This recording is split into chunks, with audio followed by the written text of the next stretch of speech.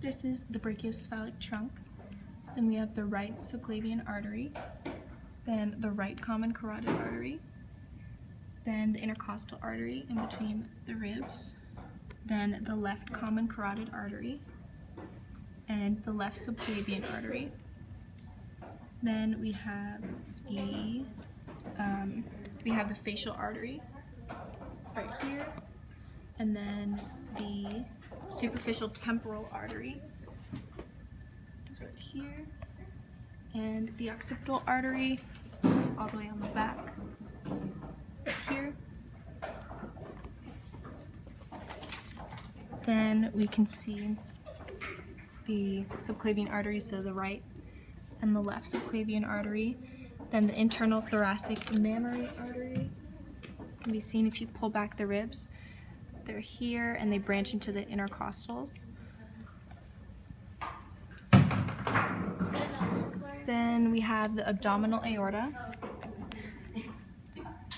then the celiac trunk, then we have the common hepatic artery that would be going into the liver. Then we have the left gonadal artery, then the inferior mesenteric artery. Then we have the right and left common iliac arteries. Then the right and left external iliac arteries, and right and left internal iliac arteries. Then we have the right renal artery and the left renal artery. Then we have the superior mesenteric artery here. Then the suprarenal artery can be seen going in right here.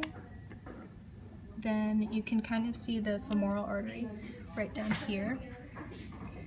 Then we have the superior vena cava. Then the left brachiocephalic vein right here. Then the right brachiocephalic vein. Then the right subclavian vein. Then the right internal jugular vein here.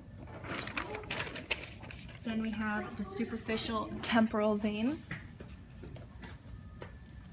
right here. Then the facial vein